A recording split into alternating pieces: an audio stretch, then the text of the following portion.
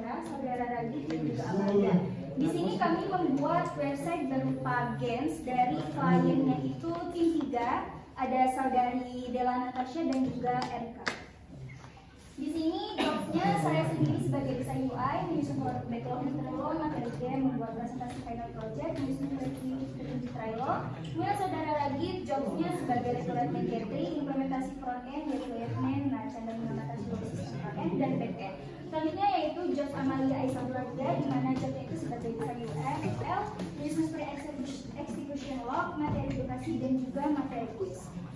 Selanjutnya yaitu masalah dan solusi yang akan disampaikan oleh saudara Radit, kepadanya dipersilahkan.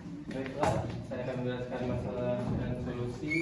Masalah berdasarkan permintaan klien tim 3, yaitu kurangnya media pembelajaran yang interaktif untuk anak-anak yang menarik, mudah dipahami dan dapat diakses secara online. Materi belajar untuk anak sering monoton sehingga anak cepat bosan dan kurang fokus. Orang tua maupun guru membutuhkan platform yang dapat membantu anak belajar sambil bermain. Solusi yang kami kembangkan yaitu membuatkan aplikasi berbasis web, membuat materi edukasi yang menyenangkan, dan membuat intro. Selanjutnya yaitu ada kebutuhan fungsional dan non fungsional. Kebutuhan fungsional yaitu orang tua dapat mendaftarkan dan membuat profil anak. Anak bisa belajar lewat materi, kuis, dan game edukasi. Anak mendapat skor dan rencana. Orang tua dapat memantau perkembangan anak. Ada pengaturan untuk profil, suara, notifikasi, dan logout. Lalu untuk kebutuhan non fungsionalnya itu ada keamanan data terjamin, terbukti dengan sistem daripada passwordnya yang harus lebih dari 8 karakter, ada huruf besar, dan huruf kecil, dan juga harus ada angka di dalamnya. Lalu yaitu UI ramah anak dan mudah dinavigasi, terbukti dengan tampilan website yang ramah anak, user friendly dan mudah dipakai. Selanjutnya yaitu cepat, stabil, dan tetap berjalan saat koneksi lemah. Selanjutnya kompatibel di berbagai perangkat dan browser. Tapi kami di sini menyarankan untuk memakai device dengan ukuran monitor yang lebih besar agar sistem dapat berjalan dengan optimal. Contohnya seperti laptop ataupun tablet. Lalu desain konsisten dan rapi. Kami juga membuat desain ini serapi mungkin dan semenarik mungkin agar anak lebih tertarik untuk memakai website yang kami buat ini. Lalu selanjutnya user story yang akan dijelaskan oleh Nadia saya. Baiklah, pada user story ini yang pertama yaitu usernya sebagai orang tua, saya ingin mendaftar akun dengan email dan sandi agar bisa mengatur akses anak. Ini terdapat pada page 1 dan ini terdapat juga pada halaman register. Selanjutnya yaitu user story kedua, yaitu sebagai anak saya ingin melihat skor kuis saya agar tahu pemahaman saya. Ini terdapat pada screen 2 atau dari website ini itu terdapat pada pengerjaan kuis.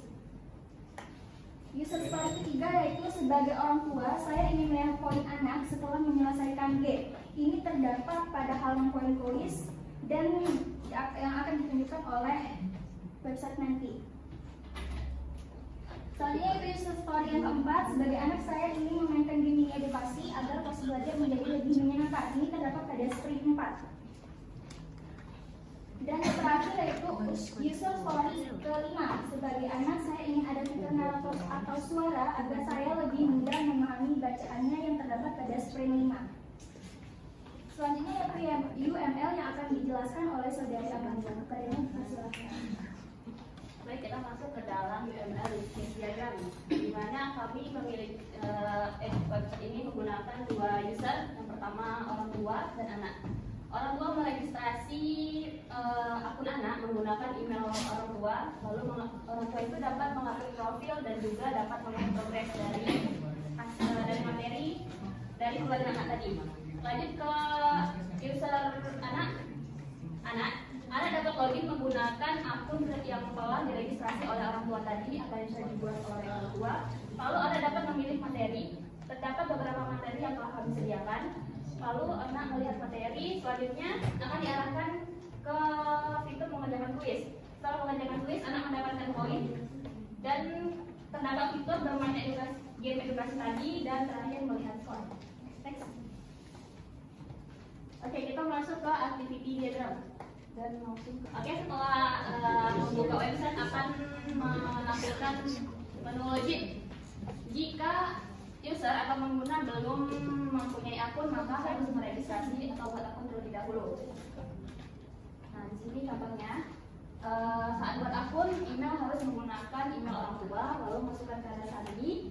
Dan di sini terdapat validasi di mana kata sandi itu harus minimal 8 karakter seperti yang dijelaskan pada Raki tadi, harus mengandung huruf besar, huruf kecil dan juga angka. Lalu mengkonfirmasi kata sandi dan juga orang tua tadi dapat membuat akun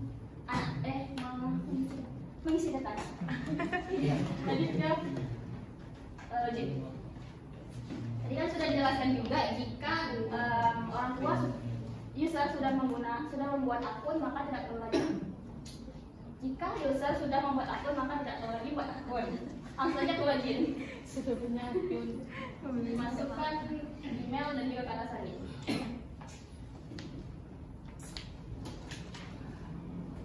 Nah, ini kan kata sandi salah, jadi user itu harus memasukkan lagi kata sandi yang benar sesuai dengan apa yang ia buat di registrasi tadi.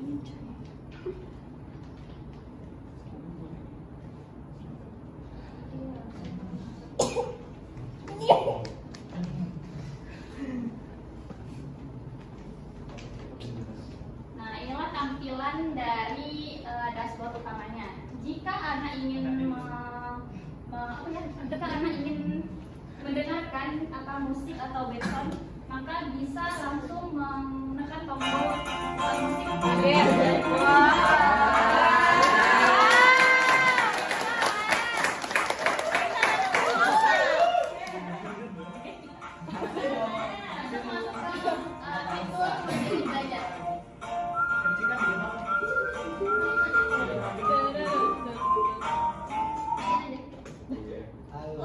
Nah, ini kan ada fitur pengaturan. Kita di sini bisa mengatur volumenya.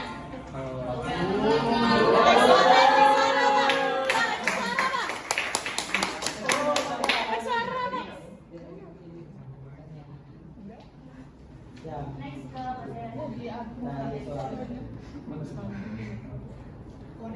Oke, kita masuk ke dalam fitur materi. Dan terdapat beberapa materi yang kami sediakan, contohnya yaitu huruf, angka, warna dasar, dan juga hijaiyah. Kita masuk ke contoh huruf. Nah, di sini kami memberikan pilihan level seperti level 1, 2, hingga seterusnya. Jika anak atau user itu baru masuk ke level 1, maka level 2 dan seterusnya itu belum bisa dibuka. Jadi harus menyelesaikan level 1 terlebih dahulu. Oke, masuk ke level 1. Nah, seperti inilah tampilan materi yang kami sediakan, di mana anak bisa langsung mengklik tombol A dan muncul suara voice over. Dan juga kami menyediakan contoh penggunaannya. Next, langsung ke quiz. Siap jawab. Oke, ini setelah anak melihat materi tadi, langsung kami Coba. diarahkan ke quiz. Lanjut. Langsung diarahkan quiz. Inilah contoh quiznya. Setelah itu,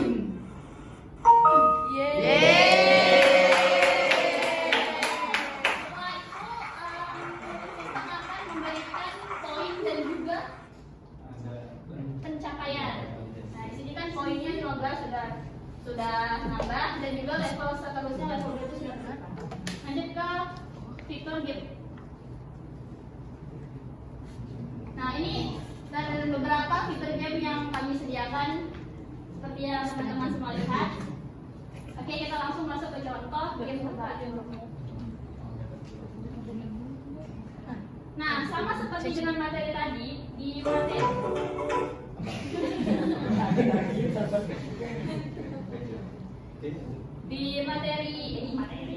game ini juga memiliki pilihan level, karena satunya itu belum selesai, maka level 2 dan seterusnya itu belum bisa dibuka. Langsung masuk ke level 1. Oh iya. Cica. Cica. Es krim. Donat. Dadu. Bola. Apel.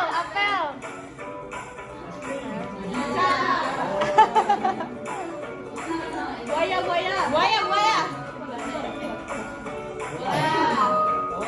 Oke, salah mereka. Es krim. Coba bikin salah.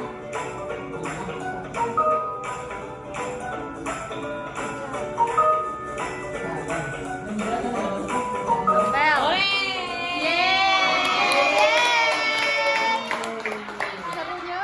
Mengerjakan game tadi juga, Anak juga bakal mendapatkan poin dan juga rencana, dan poin akan terus bertambah. Bisa dicairkan. Kedal siapa? Sekian menit.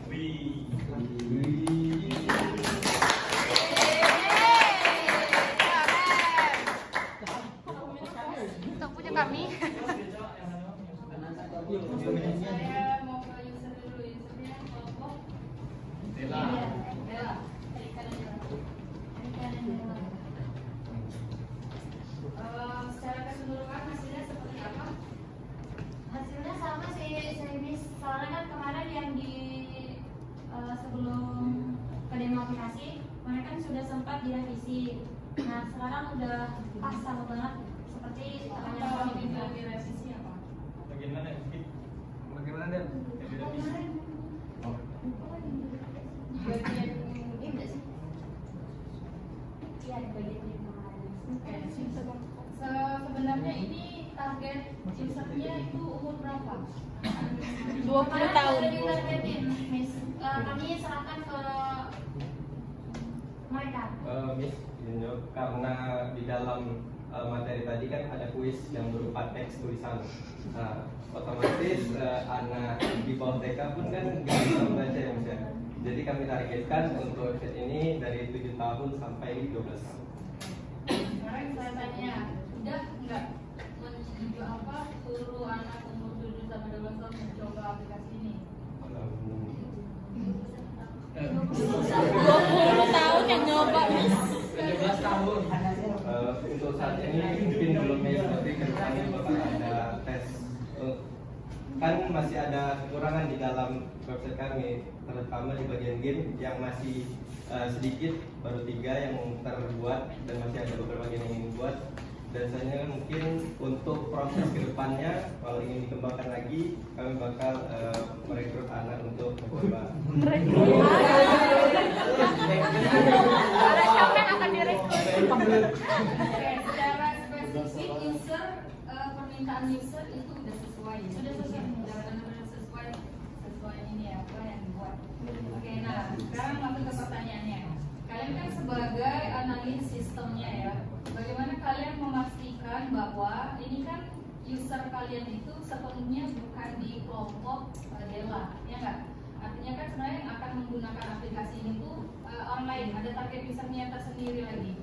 Nah, gimana nanti ketika target user aslinya ini mengatakan bahwa aplikasi ini sebenarnya susah, gitu loh. Artinya tuh tidak sesuai dengan klaim teman-teman tadi dari kelompok 7.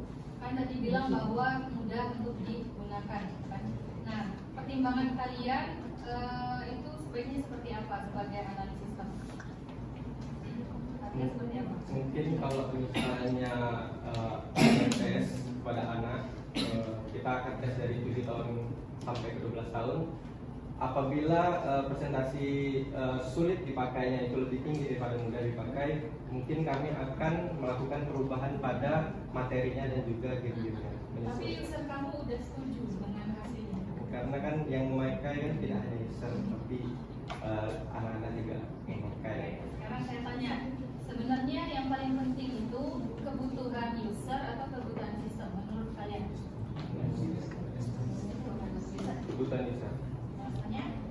Karena user Mereka yang minta. Coba kasih jawabannya.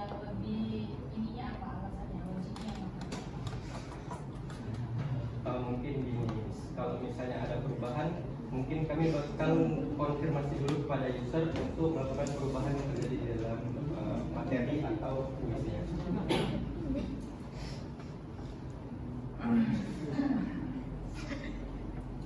Nadia dulu, Nadia ke bagian desain UI.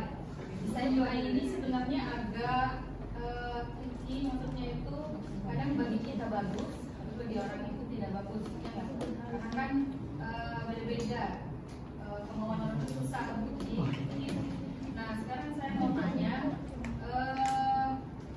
apa yang menjadi pertimbangan kamu dalam desain tampilan aplikasi ini? Jadi edukasi ini kami membuatnya dengan yang berwarna ya. Jadi biar apalagi penggunanya sekarang, jadi tentunya saya membuatnya itu dengan yang colorful, ada warna pink, biru, warna pastel dan sebagainya.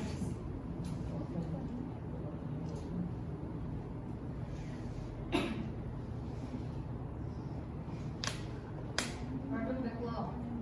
Nadia kerjain sprint berapa di product backlog?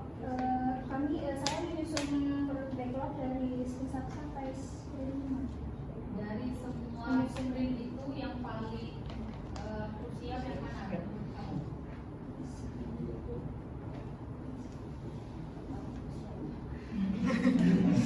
Pentingnya yang bisa. Bukan bagian penting, tapi itu yang apa ya? Yang paling diminta oleh usernya harus ada. Materi bisnis, karena di sini kan materi itu kan sebagai gens edukasi, sebagai materi kayak pembelajaran itu melalui materi, kemudian lanjut ke bagian game. Jadi yang paling penting itu menurut saya materi dan juga games. Jadi biar pembelajaran itu tidak monoton, bisa lanjut ke bagian games. Next, Amelia, design UML.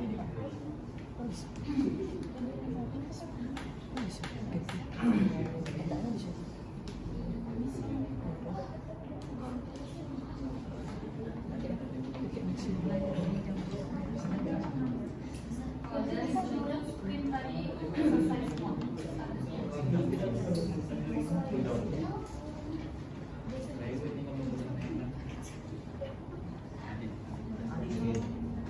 Oke, coba Amelia jelaskan. Di sini saya baca bahwa kalian menerapkan monolitik. Ya, sebenarnya tuh di awal nih kami buat tuh monolitik karena kan sistemnya awalnya tuh monolitik karena kami ingin mengembangkan lagi ke depannya, jadi kami menggunakan NPR. Mana buktinya dari perubahan itu? Tadinya monolitik ke NPR itu yang seperti apa?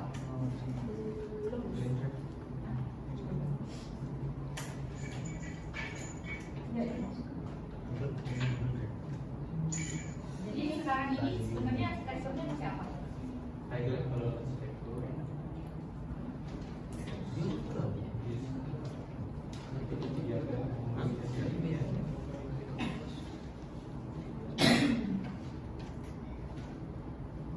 Kami bangunnya itu menggunakan pendekatan integratif aja.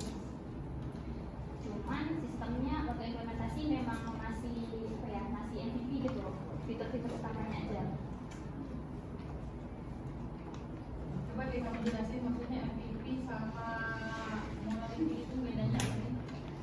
Kalau MVP itu kan versi awal dari sebuah produk yang paling penting aja, yang fitur paling terpenting. Kalau monolitik itu berarti satu ya. Gitu. Kalau MVP itu kan sistemnya tuh berlapis-lapis gitu.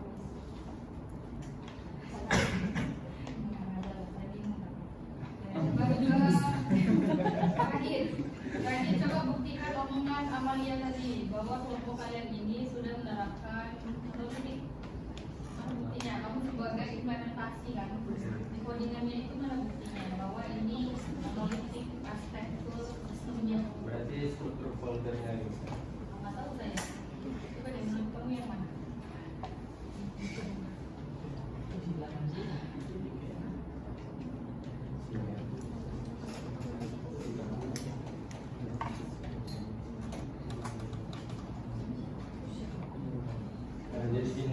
kami itu membuat struktur foldernya itu terpisah antara page yang isinya itu HTML, CSS, dan juga JS yang isinya itu JavaScript-nya.